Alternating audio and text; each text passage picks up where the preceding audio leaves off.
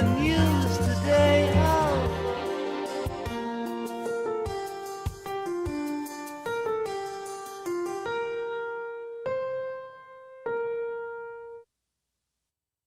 The following program contains graphic material, including offensive language.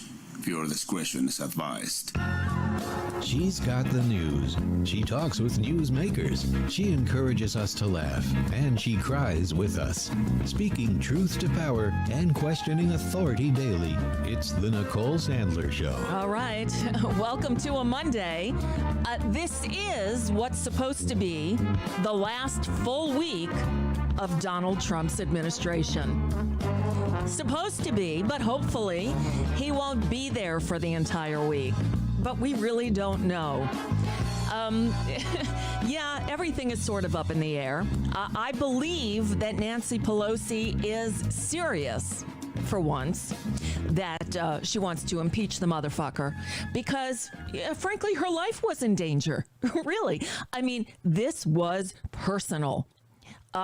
Although Donald Trump committed all sorts of impeachable offenses before, and George Bush did before him, Nancy Pelosi has never really been on board with impeachment, but this time they came for her. Her life was in danger, as were the lives of the 434 other members of the House and the 100 members of the Senate.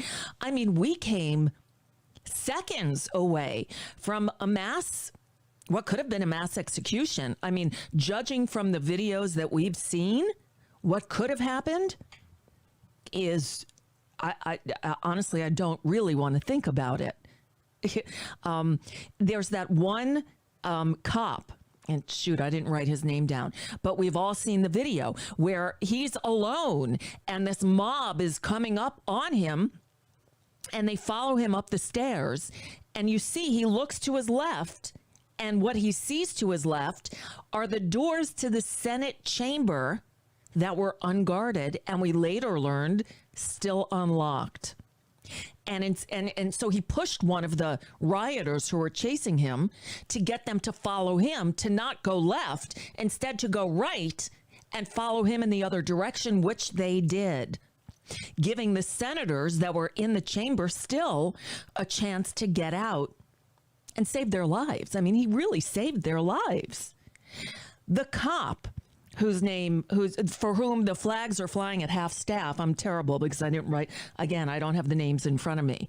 But the cop who was killed was murdered. He was beaten to death by these throngs of supposedly people who support the blue. They hit him. They hit him with a fire extinguisher, and then apparently with a pole from a flag, an American flag, and whatever else they had handy, they beat him to death. Jesus. They talked about 3 other people who were killed that died of medical emergencies. One guy apparently died of a heart attack after he tased himself in the balls. I'm not kidding.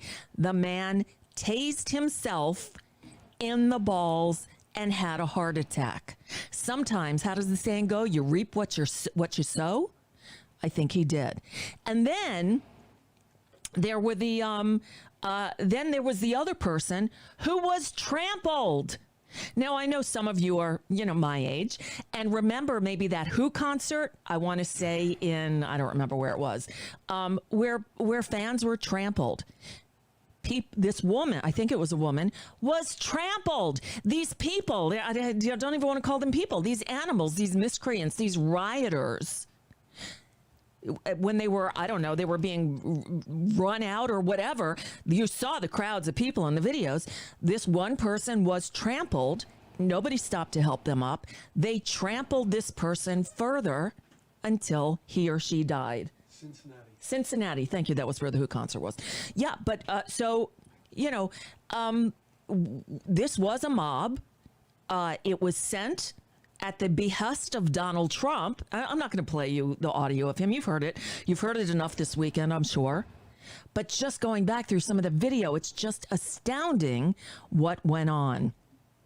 So we have a busy show for you today. A little later on in the hour, we're going to talk to a Florida colleague of mine, sort of. I've never met him in person, but I've hinted over the last few months that I was involved in a project here in Florida that, at the urging of a friend who unfortunately passed away a few months ago, I ran for and was seated as a precinct committee person here where I live in Broward County, Florida. And the reason I did so, and again, I know I've been sort of giving you bits and pieces. That's because this whole thing was done in secret. It was a clandestine operation where a group of progressives really had the goal of taking over the Florida Democratic Party from the inside. Because you should know, the Florida Democratic Party is horrible, just horrible. And that's what I've discovered since I've been a part of it for these last couple of months. Well, the elections for the chair of the Florida Democratic Party happened on Saturday. So now the subterfuge is over. We can come out of the shadows and explain what's been going on. And I just came to the party literally and figuratively late. So I'm going to have on one of the organizers, one of the coordinators of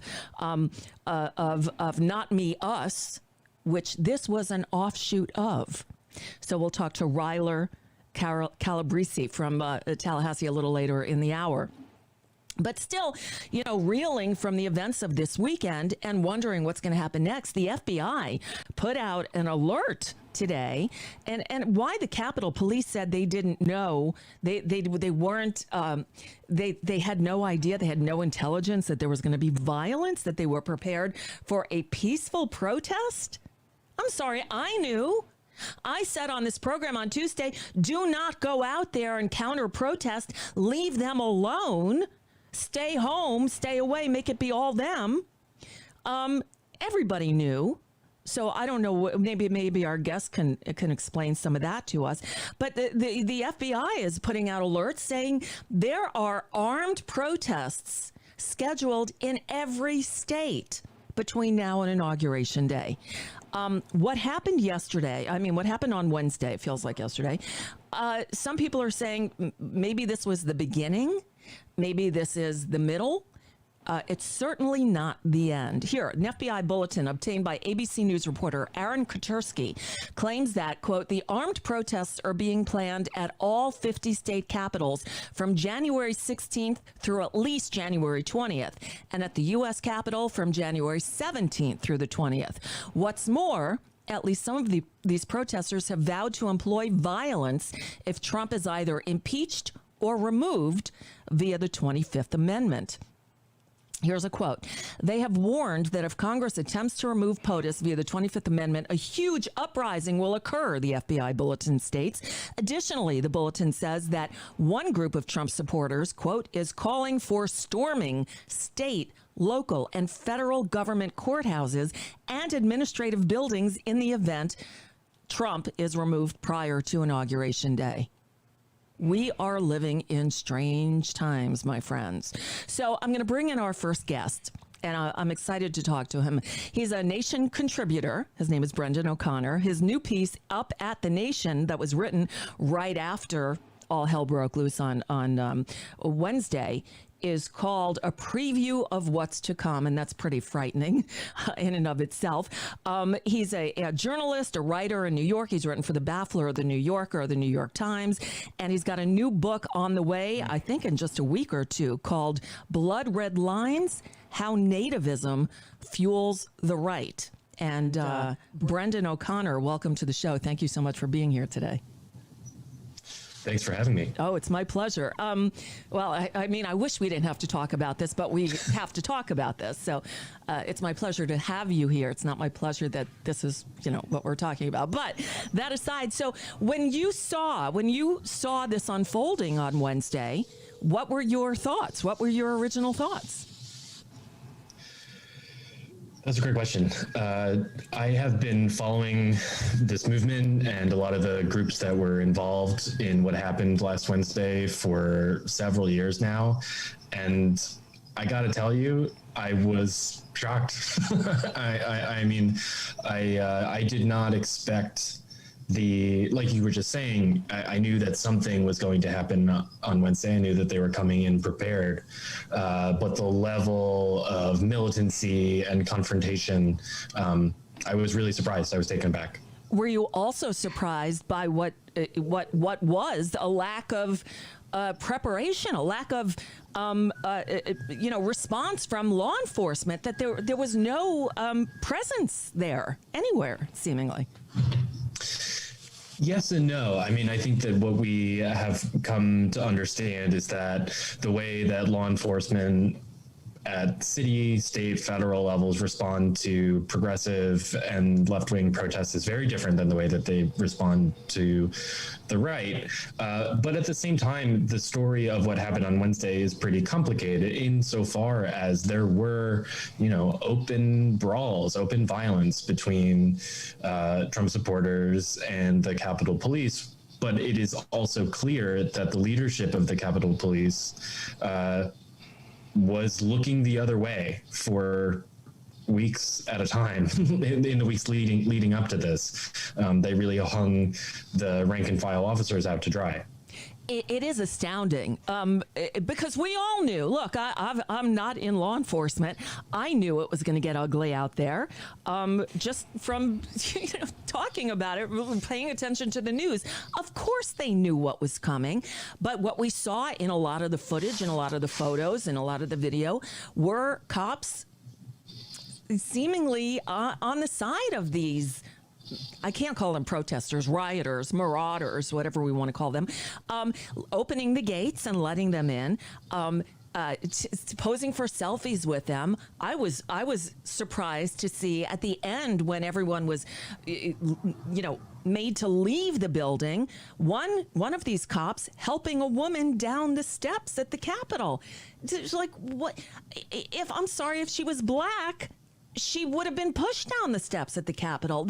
And I'm grateful that the little bit of media that I watched this weekend seemed to be, hitting on those points too. It was obvious to everyone. So what do we do about it? Where do we go from here? Is this a problem? You've got the book coming out, Blood Red Lines. Is this part of what you've investigated? Do we know how deep law enforcement is with the Trump loyalties? I do think that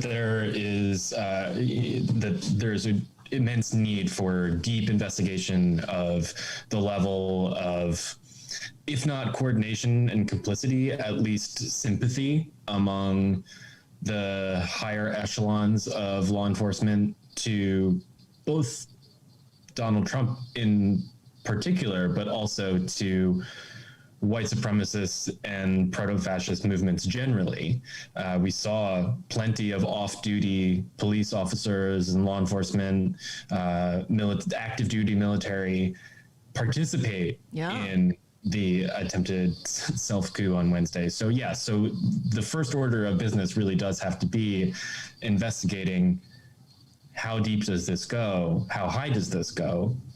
But in the longer term, I think that what will bear out is that, these institutions are on the wrong side of history, just top to bottom. And there needs to be a deep rethinking of what the role of law enforcement really is. And I think that was the critique that was advanced by that is advanced by the ongoing movement for Black Lives that was particularly articulated this summer. Right. So do you think that once Joe Biden gets into office and replaces the heads of these agencies, that there will be an overall attitude adjustment, or is the problem in the rank and file, and that's where their loyalties are?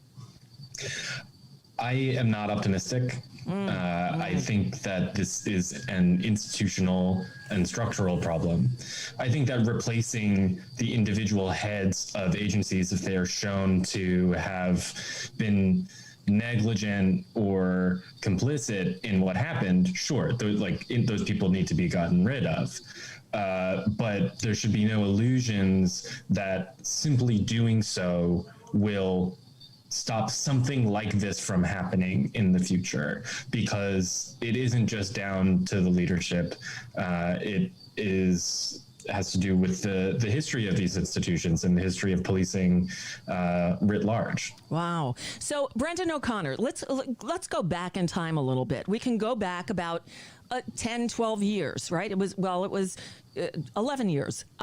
2010, that's when the whole Tea Party movement, the Teabaggers emerged, right? They were screaming. They were pissed off that we elected a black man president. They came out in force in the 2 years before those 2010 midterms and raised hell, but they were seemingly harmless. I mean, they were walking around with tea bags hanging from their hats until, they understood what the term teabagger meant. And then, yes? Chad Wolf, he resigned. Chad Wolf, head of Homeland Security, resigned. All right, breaking news. Acting head of Homeland Security, because he never could have gotten Senate confirmed for that position, but he resigned nonetheless. Did he resign because of Trump's actions or his own, is the question. You have any thoughts on Chad Wolf resigning? I'm just learning it as you are. Good riddance. Yes, good riddance is right. I have to say. So we had the teabaggers back in 2010, and they were like fun to laugh at, and they weren't that dangerous. But then they sort of morphed into what the alt-right, and we started learning a lot of stuff about the alt-right. Well, we hadn't heard a whole lot of chatter about the alt-right recently. Now they've morphed into, I guess, Trump's army. Is this all a continuation of the same group, the same radicalized group of right-wing, what I call terrorists? I do think that there is a lot of overlap between these different movements that you have identified. Each are kind of learning from each other.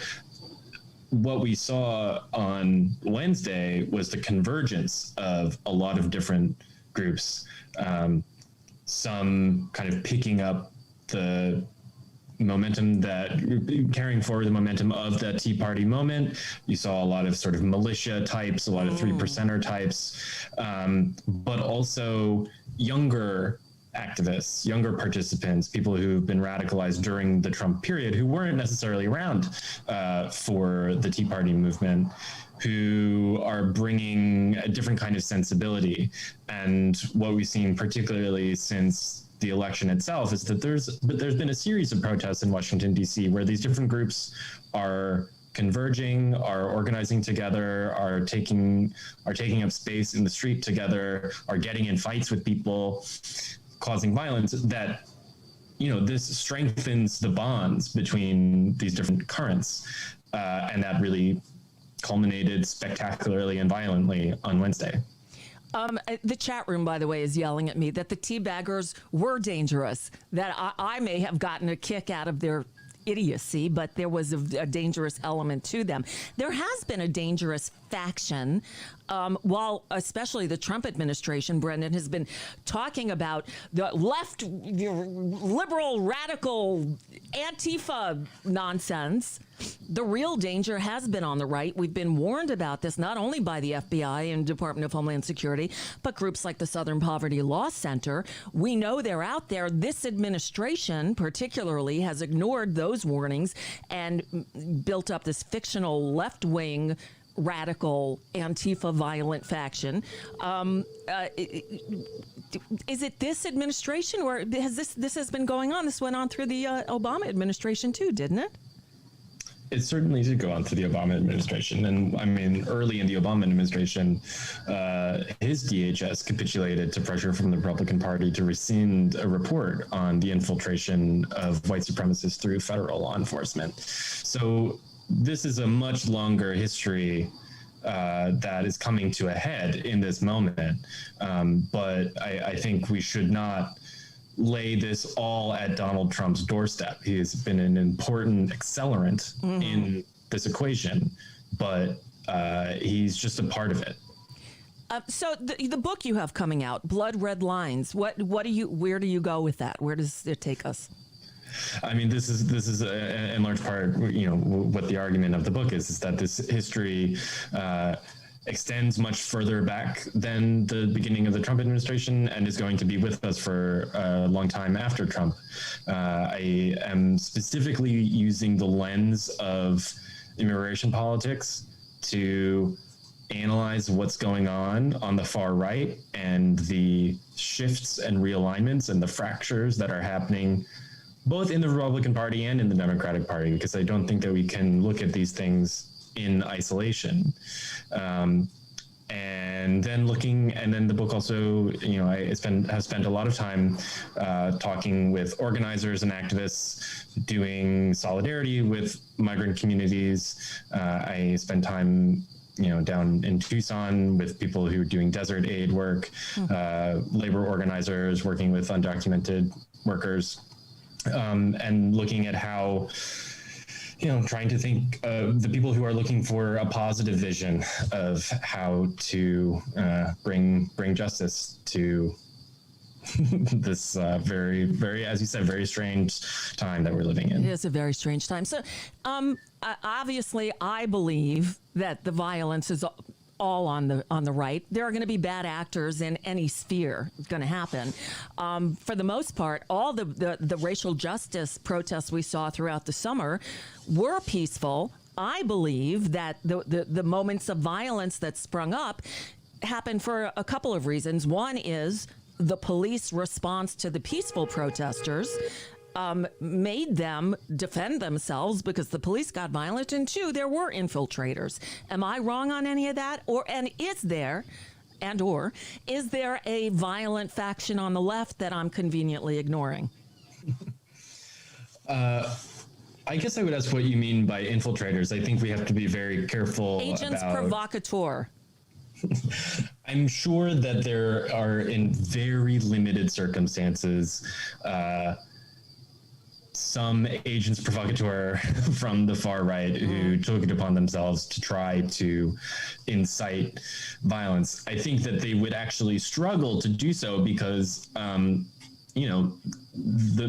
the movement for Black Lives, the nascent kind of socialist and left-wing movement that we have in this country, the labor movement, these are the people who are active in these things are experienced protesters or experienced demonstrators who know how to conduct themselves in these kinds of situations and are not just going to get into fights with cops willy-nilly. That being said, there certainly are all over the country elements within these movements who will prioritize self-defense. And when the cops or the fascists do initiate violence, there are people who are going to be willing and not just willing, but are prepared to fight back. But I think that, again, that is a calculation that is made because the people who do so understand that in doing so, they invite really brutal state repression, but are making the calculation that in that particular moment, defending their communities is the most important thing to do. And sometimes that requires violence. Right. The right's narrative about, and I'm doing air quotes for those listening on radio only, Antifa. Do you examine Antifa in your in the book? Do you? I mean, they are, and when I talk about they, I believe that sometimes there are agent provocateurs from the right infiltrating what were peaceful protests on the left. That's what they said this was originally on a Wednesday night. Oh, it was Antifa. We didn't do this. This was all Antifa. Can you definitively explain anything about Antifa, in quotes? Yes, the book, I have spent quite a bit of time with anti-fascist organizers and activists. I can categorically say that Antifa was not responsible for what happened on Wednesday. Yes, that's easy. Willing to go out on that limb. Mm-hmm. But I do think that, yes, there are there are anti-fascist organizations and I shouldn't say organizations. There are anti-fascist sympathizers networks right. and there are anti-fascists in this country for whom street violence is a very small part of their lives as activists. I would say that most anti-fascists do a lot of work to avoid getting into fights. They try to impede the work of racists, of fascists through other means. But in their analysis, sometimes violence is necessary, and that is part of their political calculus. Right, but there is no umbrella organization. They're not taking money from George Soros and doling it out to people like me who are anti-fascist to get violent to go up against these other people. That's not. No, these are all extremely local formations of people who are many of them are just normal people. Right, they're like me. Hello. Yeah, right. Not a fascist. And there are people for whom anti-fascist activism might be a part of their larger political lives. They're involved, like I said, in labor organizing and migrant solidarity work. But in places like Portland, where doing things like that invites reaction from local fascists. Sure. And so there's no avoiding it. Right. No, I hear you. But thank you for explaining that, because if for people who only get their news, again doing the air quotes, from right-wing sources, be it Fox or Newsmax or any of their crazy online sources, that's what they're told and that's what they believe. By the way, my husband, doubling as a producer, just handed me 2 Capitol cops were suspended, 1 arrested for involvement in riot. Do you think we're going to see more? Oh, yes, definitely. I think that a lot of the cops that were on Capitol Hill on Wednesday probably had to make a strategic decision after having been overrun to not, it's basically just wave the white flag. Yeah. But, you saw cops taking selfies with people. You saw cops going out of their way to be accommodating. And that, I would not be surprised if there were more to come. It's stunning. In the Nation magazine, excuse me, you have the piece titled "A Preview of What's to Come." Hearing the warning, the advisory from the FBI about these in 50 states, capitals being marches or sieges or whatever you want to call them planned, and events planned around the inauguration. What do you expect for the next week and a half? I think it's going to be a pretty chaotic few days. I mean, to be honest, I think it's going to be a pretty chaotic few years. Yeah. It's hard. It's always hard to know which one of these actions is actually going to get ugly, because if there's one thing these people love, it's to talk a big game. And then sometimes they follow through, sometimes they don't. I think that categorically, the greater concern is going to be individual people who take matters into their own hands in the manner of the Walmart massacre or the massacre at the Tree of Life synagogue. I think that these kinds of mass demonstrations that result in mass violence are much more difficult to pull off. But when they do happen, they are quite terrifying. Yes. And so I think that I do think that there will be more of these. I actually think that probably the inauguration will be so flooded with cops and so carefully watched that it will probably be okay. But who knows? I mean, I try not to make predictions about these kinds of things. Well, and then thanks to COVID, it's going to be a very toned down celebration. They're asking people not to come. Right. Stay home. It's very muted. There's not going to be a parade. I mean, the whole thing is going to be tamped down, and I guess that's a good thing. The timing on your book, I hate to say, is fortuitous, although, wow, what a time for it's out next week. Yes, on the 19th. Wow. Available for pre-order now. Okay, Blood Red Lines is what it's called.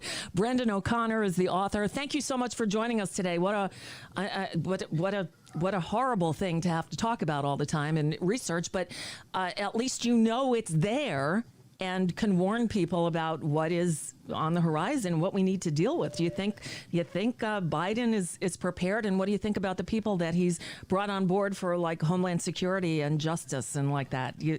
Any thoughts? I absolutely do not think Joe Biden is prepared. I don't think that the Democratic leadership has any idea how to handle this or really understand the historical moment that we're in. Do you own a gun? I do not. I live in New York. Oh, if you didn't, I live in Florida. If you were me, would you have a gun? Probably. Yeah.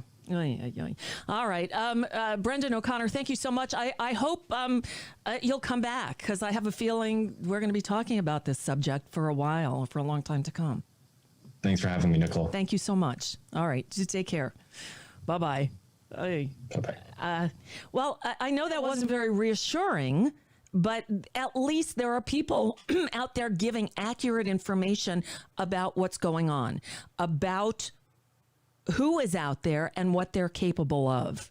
Again, you can read Brendan O'Connor in The Nation magazine, and the book, Blood Red Lines, comes out next week. All right, I told you we're going to switch gears in a moment, but we need a bit of a palate cleanser, I think, before we launch into what the hell is going on in Florida. There's always something going on in Florida. You know that. So we'll take a quick time out. Okay. Progressive Voices, we'll see you in a moment. Hopefully that worked. And for everybody else, I don't know if it worked or not. Let's see. I threatened to play this on Friday and I ran out of time. So we'll have a break from the stress for a few laughs, because that's important, because if we don't laugh, we know what happens. So with that, I give you the latest from the one and only Randy Rainbow Sedition. All of us here today do not want to see our election victory stolen by emboldened radical left Democrats, which is what they're doing, and stolen by the fake news media. A Twizzler with no proof. Sounds like a horrible idea for a musical, no? Or at least a horrible idea for a president. Well, in just a couple weeks, he won't be anymore. And whether you're happy about it or not, there are rules that must be followed. Like my personal rule of not repeating a song I just parodied a few months ago, but you people won't stop fucking DMing me to request it, so here we are. More importantly, you ask, how does a desperate lame duck president and his bootlicking minions with no hope or evidence try to overturn an election they've clearly lost multiple times? I can tell you in one word. We will not take it anymore. Sedition!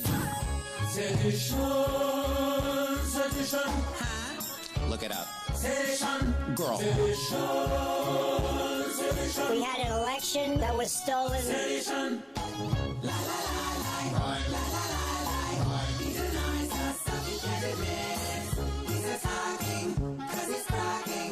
Shouldn't he be packing up his shit? This was a fraudulent election. Who would attempt to rally up a mob and try to stage a coup to steal a fair election? Who's so verklempt he couldn't hold his job? He's begging like a little bitch. Ooh. The loser. It was a landslide election. Sedition. The loser. Stop the steal. Sedition. We won the election, and it's not fair to take it away from us. How could anyone defend the calls he's made? His strikes on free democracy. Maybe they would finally grow some balls if they'd stop thinking only of their own damn selves. Consider the evidence. Ambition, ambition. This is my opportunity to stand up. Ambition, election. This was a fraudulent election. Sedition. I need 11,000 votes. Give me a break. He says he only needs 11,000 votes to win. He swears they stuffed the ballot box, but girl, they didn't. Delusion. Sedition. Election. Sedition. The election that just occurred, quote, was rigged. The Constitution clearly states it's time that he can see. Get out. Maybe once they lock him up, he'll finally learn to read. Where? In prison. In prison. Oh, I hear they do a nice spread. Sedition. Transition. Transition. Nobody knows what the hell is going on. Sedition. We will never concede. Who would attempt to study a bomb in the policies legislation of votes to be plenty crazy stuff with a marvel life but girl only of their own themselves ambition sedition sedition there I did it you happy sedition la la la la la la la la la la la Without sedition, his lies would be as shady as a twiddler with no proof. This was a fraudulent election. Girl, bye. Today is the day American patriots start taking down names and kicking ass. The whole world is watching, folks. If you just roll over, if you don't fight, We will not go quietly into the night. Let's have trial by combat.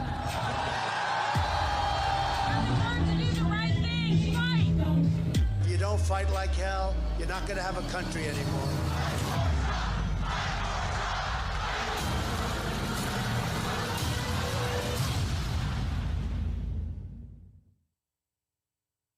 Percent listener supported. Have you given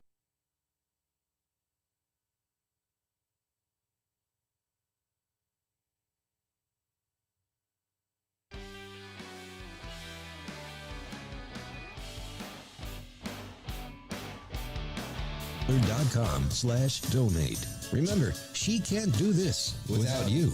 All right. I'm back, and we're going to change gear now, or gears. Is it gears? All right. So, you know, I'm in Florida, and you know that I tend to call it Florida for a reason. In fact, I had my old pal Deborah Newell Tornello on Friday because we hadn't done a good round of Oi, Florida lately. Let me remind you what our theme song sounds like. It goes like this.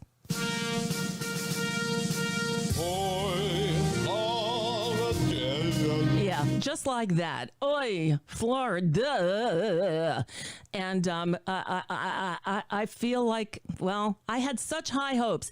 I had such great, let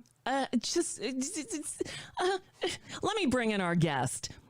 Ryan, right? Is it Calabrese or Calabrese? How do you say your name? Ryler Calabrese. Ryler Calabrese. I knew that it was Ryler. Sorry, Rye. I know we call you Rye. So let me back up a little bit. I had a dear friend. I do this radio show. I'm based here in South Florida, and I'm a progressive. I'm a liberal. I'm not afraid of that word. And I had a friend who I've known for years. I met Mitchell Stolberg when he invited me to come speak at the Oakland Park Democratic Club some years ago, because I do a radio show and I'm from South Florida and we became friends. And Mitchell Stolberg was my guy here in South Florida. He was my progressive activist guy. I knew if there was an action going on anywhere, a protest, a meeting, anything, Mitchell was the guy. He was the South Florida head of Progressive Democrats of America, of the Democratic Progressive Caucus of the Florida Democratic Party, or whatever their name is. He was the guy. My daughter just turned 21. And when she wanted to get involved, when all the Black Lives Matter stuff was happening, I'm like, you know what? Here's Mitchell. I'm going to introduce you. He's the guy. You talk to Mitchell. He'll tell you what group to join, where to go, what to do. He's the guy. Well, a few months ago, I want to say probably August, maybe September, Mitchell called me and he said, how would you like to become a Broward Democratic Party precinct committee woman? And I'm like, the Florida Democratic Party, Broward Democratic Party? Are you seriously? And he said, yes, we have a plan. We are going to stage a takeover, a progressive takeover of the Florida Democratic Party. I'm like, fuck yeah, that's, yes, okay, I'm in. So I filed my paperwork, did it all, ran unopposed in my precinct. So I got in. I'm a precinct committee woman in Broward County District E018, and here we are. Well, unfortunately, for a number of reasons, Mitchell Stolberg passed away. He died. People, listeners of this show know, because I came on the air and I cried. We lost an amazing human being and a great activist. And I got to tell you, Broward County, the bluest county in the state of Florida, is also probably the most apathetic county in the state of Florida. I've gone out to a million, well, not a million, because there haven't been a million. Every time there was a protest, and they tend to have them at the federal building in downtown Fort Lauderdale, but an impeach Trump, a no war with Iran, or whatever it was, Mitchell was usually among the organizers of the event, and I'd go out there and we'd get 50 people, 75 people, and we'd hold our signs and people would honk and we'd wave and then we'd go home. And but Mitchell was always in it for the right reason. So he died, and I had no guidance on this thing other than I was a new Broward County precinct committee woman from Florida. Well, luckily, I know a few other people who are involved in the movement, and Hillary Keys of West Palm Beach, and she invited me to the Slack group. So I got in on this and started meeting some of the other people who were involved with what I came to know as known as the project. But then I learned a little bit more. But honestly, Rye, I've gotten it all in bits and pieces, because Mitchell died. And unfortunately, he worked alone. I mean, he did all this stuff on his own, and nobody had his paperwork. Nobody has the lists of who he recruited or anything. So we here in Broward County were definitely at a loss. And so now I bring you in. So I met you in the Slack group as I'm learning about all this is going on. We had statewide elections for county committee people, and they get to vote on this in the state elections and all that. So this is where I sort of back up and ask you, what did I get wrong so far? What can you fill in? What holes can you fill in for me about how this all came together? Okay, so thanks for having me on, first of all, and thank you. And yeah, you are totally right that losing Mitchell was a massive blow to progressive politics in Florida, particularly South Florida. He was a staple, and yeah, we were all very sad for losing him. So this started. The project is referred to often as Storm the Castle. Okay. It's a name that has been around for a long time for the idea that progressives would enter the Florida Democratic Party en masse and try and take it over, at least make some important reforms and that sort of thing. So we've sometimes used that name, but the group is actually called Not Me, Us Florida. It grew out of the Bernie Sanders 2020 campaign, and even further back from the Bernie Sanders 2016 campaign. Wow. And all the fights in between, really.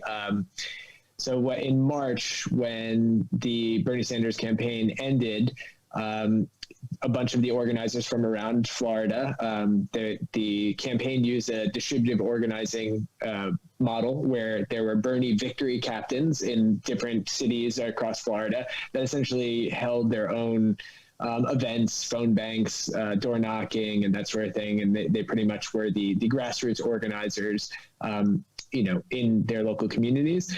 Those people got together at the end of the campaign on a call and were just like, well, Sanjay Patel, who was the state field director for the Bernie campaign and is a state committee man in the Democratic Party, doing this project last time in 2016. He had the one successful project, him and his wife, Stacy, and a bunch of progressives took over the Brevard County Democratic Party completely in 2016. So from top to bottom, completely controlled by Bernie Sanders style progressives. Right. And they were able to essentially resuscitate a completely dead organization. And they're one of the most effective local Democratic parties in the state now. And they have never backed down from being like the forefront of pushing for progressive policies. And then Sanjay became the state field director for Bernie again. Stacey made a run for the FTP chair in 2017 when there was a midterm vacancy. So pretty much the idea was to take the Brevard model and push it out all across the state. So we, as you said, clandestinely organized by word of mouth through the Bernie Victory Captains. Again, this was during the pandemic. So, it was, everything was digital anyway and that sort of thing. So we didn't see much of a need we saw some benefit to keeping it quiet because we know that the old guard of the Democratic Party loves to hang on to power, matter how inept they are. Oh, yes. Yeah. So we kept things quiet, particularly because in the bigger counties that have a lot more say over what happens with the Florida Democratic Party, there's just an old boys club, more or less, that maintains power and will round wagons for to protect their power from new people coming in and pushing for reform. So we kind of quietly organized, and we wound up running 1,000. About 1,000 precinct, a little over precinct committee captains. Yeah. So there were 1,000 people like me throughout the state who said, yes, well, I'm in. We'll do this. I'm in, yes, and we were fairly good at vetting people to know that they were like solid people who wanted change, nearly to a person. These are people who had no involvement with the Democratic Party previously. Yep. Yeah, exactly, and that's a good thing. And actually, the Democratic Party, in usual circumstances, Democratic Party activism ruins good progressives. It turns them into mindless blue cheerleaders and sycophants, and they just lose any idealism that they go into the party with. But we figured if we brought enough people in and kind of were able to reinforce ourselves throughout the project, that wouldn't happen, and we would create our own kind of gravity and culture, like coming into the party. So none of us would feel the temptation to sell out, essentially. Right. So we did pretty good. There are now, nearly, I don't think every single person won their precinct election, but there are nearly 1,000 precinct committee people. Right. So let me jump in here for a second, because from my end, what happened on Slack, we organized, and in Broward, each county has their own elections for a state committee man and a state committee woman. And sorry, my daughter's calling me. So we organized. We got behind a certain slate. Broward, we're disorganized because we don't know who we have, because we don't know how many of me there are here. And it was giant clusterfuck down here in South Florida. It was just horrible. The day-long election, which was done over Zoom, took something like 7 hours. I mean, it was just ridiculous. People who do not know what the hell they're doing. It was embarrassing. So we got a state committee man, state committee woman, the same people we've had here in Broward County for as long as I've lived here, I think. And they're horrible. But other counties, Leon County, where you are, swept, right? Other counties involved in the project did great. Yes? Yes. Yeah. We were able to get 15, a little more than, we actually got a few more than 15 elected. We had a few major defections from some of the people who, at the end, when it came to like electing people to the state committee people, sometimes we unfortunately put our faith in people who had had more experience in the party because they had more of a chance of getting votes from other places. And those people wound up not panning out so well for us. Really, the people in-house were the ones. Yeah. And that's unfortunate. But we have 15 people still at the state committee level who are elected, including myself, that make up 25% of the power of the state committee vote, which is, not obviously not a majority, but it was enough to make waves, and it gives us it allows us to stake out a major faction within the Democratic Party. We made a go at winning the FDP leadership. We didn't. Unfortunately, the worst candidate got elected. Okay, Yeah, I need to absolutely stop here for a second too. So the elections were held on Saturday. Now, I didn't get to vote in the election. I didn't even realize that until Saturday. Only the state committee, the county committee people we elected got to vote. So, and that went on apparently forever. We had a great candidate that their bloc got behind, but the party went for Manny Diaz. Manny Diaz, former Miami mayor, I don't know what he is, but he's certainly not a progressive, and I doubt he's even a Democrat. What the hell is the party thinking? I don't know. I mean, I don't know what goes through people's heads, honestly. I mean, like it's the definition of insanity. They try the same thing over and over again and get the same results every time. I mean, the Florida Democratic Party is a laughingstock. It is really a pathetic mess. And like anyone who and the thing is that the Democratic Party, the actual infrastructure, before new people came in, is filled to the brim with people who, despite all of that, go around saying, I'm a proud Florida Democrat. And to be a proud Florida Democrat is just pathetic. I mean, it really is. It's a failed institution that is just not good at doing anything. It can't win elections. We're down almost 2-1 in the Florida House. We haven't won statewide elections barely at all in like 20 years. And registered Democrats outnumber registered Republicans in this state. Yeah, by almost 1 million, I think. Yeah, it's pathetic. It is exactly. Pathetic. I honestly don't know what to do with these people. And like now we have to figure out like how to move on from here. But part of why we did this was because we didn't want to lose the momentum from the Bernie Sanders campaign. That we felt that was a historic movement, essentially the development of a movement, because he wasn't just a candidate. He was someone that was pushing for grassroots involvement in politics and a movement, and we didn't want to let that die. I still have a Bernie sticker behind me. I'm a Bernie person. I know. Excellent. And so we didn't want to, and most of us, we don't have a political home. We are a two-party system essentially by law. I mean, like there are other parties, but really our electoral system makes it so that there are really only two with a shot. That's right. And so anyone to the left of the kinds of people who have been running the Democratic Party for generations, like I'm 40 years old, and the Democratic Party has always been awful my entire life. I have never identified with them. I have always been to the left of the party. And only when Bernie ran did I actually even register as a Democrat. And now I think, with AOC getting elected and Rashida Tlaib, Ilhan Omar, now Jamal Bowman and Cori Bush, like the left, the socialists, I'm a proud socialist. I ran as a socialist. We're a lot of DSA members in this group, in this project. I know a number of them, and a lot of people who were really reluctant to register as Democrats, but they realized that what this project was about was taking over the Democratic Party from the inside, having a voice and moving them to the left, which is the only way we're going to affect change.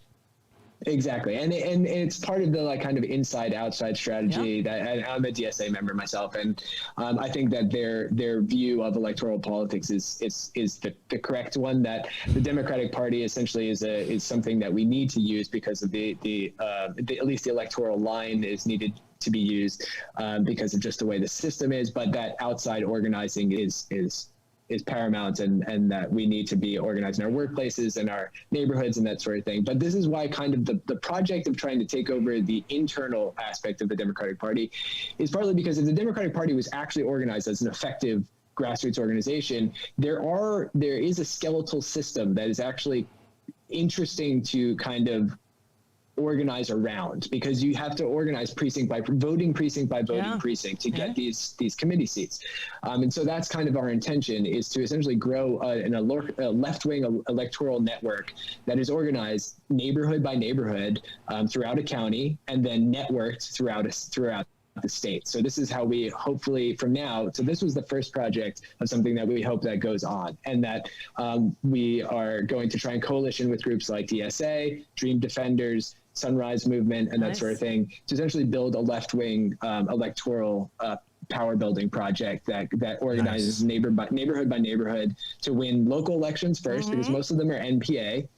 So we can run, for city commission seats, county commission seats. Right. We had a DSA member win. NPA, no party affiliation. And here's, one thing, and I just want to make sure we're running low on, we've got like 4 minutes left. But I want to, the idea is still great. Florida is Florida. It just is. I mean, but this could work in states all over the country. I think you put together a great pilot program here that other states can pick up on. And that's why I really wanted you on this program, because we're not only here in Florida, we're everywhere. And if there are people, Democrat progressives in other states who think that is a great idea, we should get the ball rolling, can they contact you? Who should they get in touch with to get the whole organizational lay of the land? Yes, I would be more than happy to help, and we're just one of several attempts in other states as well. Really? And good. The thing about the Democratic Party, though, is that it is kind of like a federated system. The state parties are actually organized wildly differently, which is why we have like caucuses in some states for primaries and all that kind of stuff. Because the actual state party, they can be organized very differently from each other. So these elections happen at different times, and that sort of thing. Like, Florida was the only one that had internal elections this month. I don't know when other states have them, but the general concept mostly can happen in other states. And actually, I encourage everyone to look to Reclaim Rhode Island as one of the best examples of.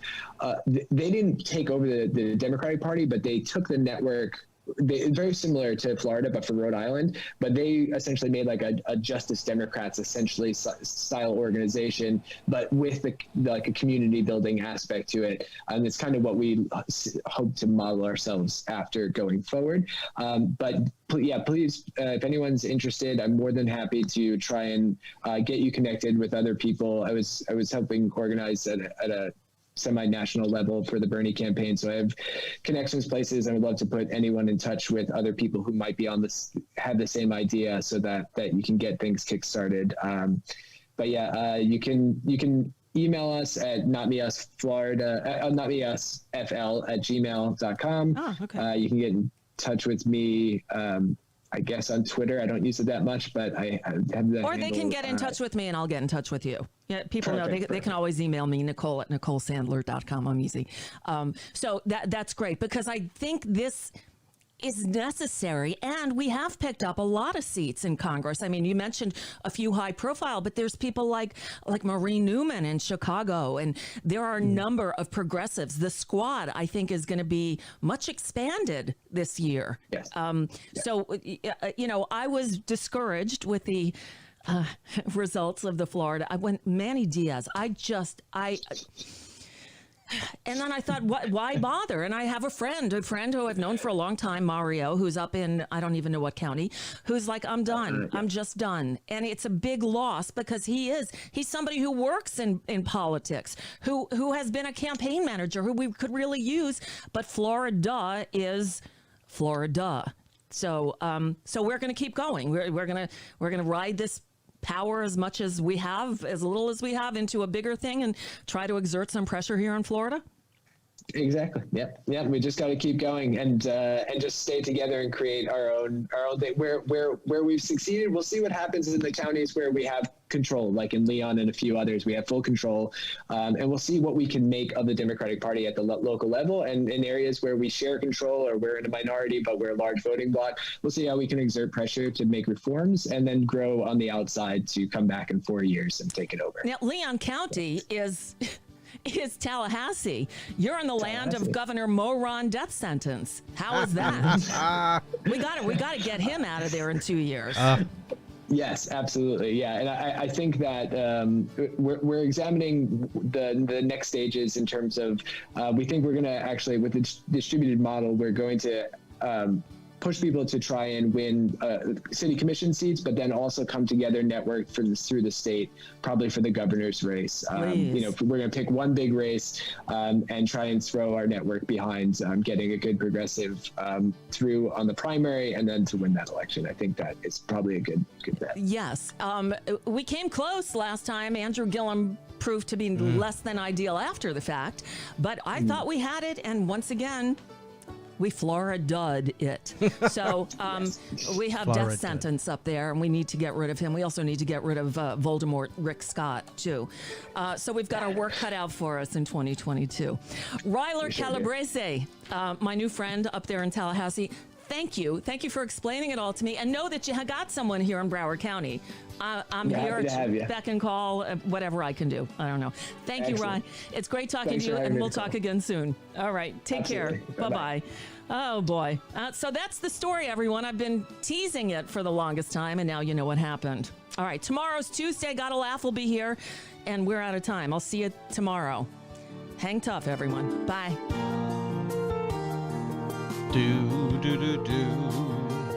There she goes, NicoleSandler.com. Podcasts, streams, donations. How about we listen to Nicole's extended newscast today? Sure, let's see if this works. I read the news today, oh boy. It's time for Nicole Sandler's What's News from NicoleSandler.com and the Progressive Voices Network. We begin a new week in a new reality. The United States suffered an attack on Wednesday as armed insurrectionists breached the Capitol, killing 5 people in the process and attempting even more. It's now been 5 days, and yet there has not been a single official briefing from the White House, the FBI, the Department of Homeland Security, or Capitol Police. The federal government has apparently gone dark. And now Trump can't even use his preferred methods of miscommunications. He's been banned by Twitter, Facebook, Instagram, and pretty much every social media outlet. And now Parler, the app favored by right-wingers, has been kicked off the servers by Amazon and taken from the app stores on Apple and Google Play, leaving some in Trump's circles, in this case Devin Nunes, to whine that they have no way to communicate with their followers while appearing on Fox, not news? These big companies, Apple, Amazon, Google, they have just destroyed what was likely, Parler is likely $1 billion company. Poof, it's gone. But it's more than just the financial aspect to that. Republicans have no way to communicate. I have 3 million followers on Parler. Tonight, I will no longer be able to communicate with those people. Again, Congressman, you said that on Fox News. Don't tell us you have no way to communicate. But it's not only social media. Major corporations have also started distancing themselves. Both Marriott, the world's largest hotel chain, and health insurer Blue Cross Blue Shield have suspended their donations to lawmakers who voted against the counting of Biden's electoral votes Wednesday night, Thursday morning. The anti-Trump Lincoln Project has promised to target companies that donate to any lawmakers who voted against the counting of the Electoral College votes. And Trump now can't even sell merchandise on his campaign website. Stripe, the vendor that handles online credit card payments, announced that it will no longer handle his account. And on Sunday night, the PGA, Professional Golfers Association of America Board of Directors, took the 2022 PGA Championship away from Trump Bedminster, his New Jersey club, and we know that stings. And now this, Cumulus Media, which produces some of the most popular right-wing talk shows on the radio, has told its on-air personalities, including Mark Levin, to stop suggesting that the election was stolen from Trump or face termination. Should be interesting. In the aftermath of the attempted coup, we're now learning what happened and what was planned in bits and pieces. We came perilously close to seeing our elected members of Congress taken hostage or worse. The rioters breached the Senate chamber at 2:16 p.m. Wednesday afternoon, just 1 minute after the senators were hurried out to safety. And if not for one Capitol police officer, a black man named Eugene Goodman, who, armed only with a nightstick, lured the insurgents in the wrong direction away from the Senate chamber in order to give the senators the time they needed to escape with their lives. But the Capitol Police were so unprepared, and now we're learning why. Capitol Police Chief Stephen Sund said he was worried about the size of the January 6th Trump protest crowd 2 days earlier and asked for the D.C. National Guard to be put on standby. But he was turned down by the House and Senate sergeants at arms. In an interview with the Washington Post, Sund, who has since resigned, said that the House Sergeant at Arms was concerned about the optics of such a move. He also told the Post that when he called the Pentagon in the middle of the riot with a, quote, urgent, immediate request for National Guard assistance, end quote, an Army official turned him down. The official reportedly saying, I don't like the visual of the National Guard standing a police line with the Capitol in the background.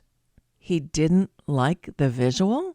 Again, the rioters were not agents of a foreign power looking to do harm to our nation. These were homegrown terrorists, spurred to action, insurrection by the sitting president of the United States, who was trying to get them to overturn the will of the people to keep him in power? Wow. So now Donald Trump is facing the very real possibility of becoming the first and only president ever to be impeached twice. Since there are only a few short days left in his presidency, impeachment proceedings could stretch into the Biden administration. Nancy Pelosi, noting that the president is, quote, an imminent threat to our Constitution and our democracy, announced on Sunday night that the House would, on Monday, begin proceedings on a resolution by Congressman Jamie Raskin of Maryland calling on Vice President Mike Pence to mobilize the cabinet to activate the 25th Amendment within 24 hours. Pelosi saying that if Pence doesn't act, the House would proceed toward a vote on at least one article of impeachment, accusing Donald Trump of inciting a mob that stormed the U.S. Capitol, seeking to overturn President-elect Joe Biden's election victory. House Majority Whip Jim Clyburn said Sunday that the House could vote on impeachment Tuesday or Wednesday, but then might hold off on sending the articles of impeachment until probably 100 days into Biden's presidency, providing time for votes on Biden's cabinet nominees and legislative priorities, allowing the new administration to get started before taking up the impeachment vote.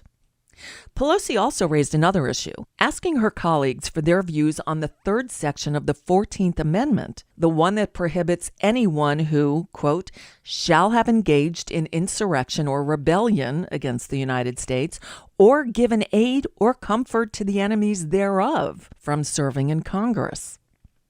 Along those lines, thousands of lawyers and law school alumni on Sunday signed an open letter calling for Senators Josh Hawley of Missouri and Ted Cruz of Texas to be disbarred over their leading roles in the effort to undermine Congress's certification of Electoral College vote, declaring Joe Biden the winner of the 2020 presidential race. Meanwhile, federal authorities are not only rounding up and arresting the rioters whose photographs have been posted all over the internet, but they're also looking into the planning and coordination among Capitol insurgents, including members of law enforcement and the military.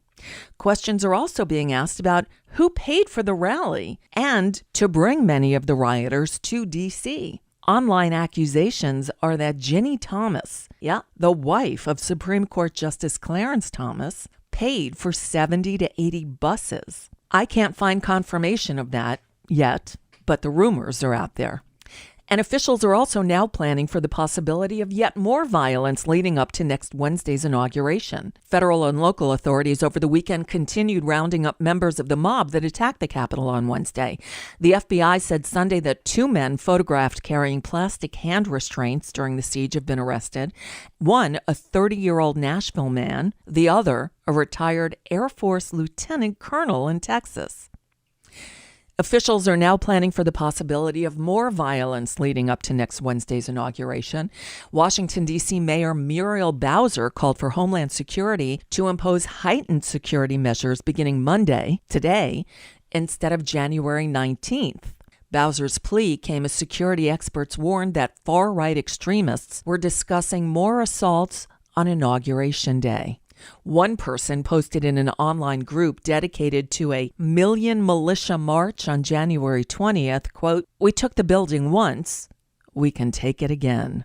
And oh yeah, we're still in the midst of a global pandemic and the numbers are right now the worst they've ever been. The countdown clock to Joe Biden's inauguration stands at 9 days, 2 hours, 28 minutes, and 3 seconds. I got good news. And that's just a bit of what's news for now. I'm Nicole Sandler.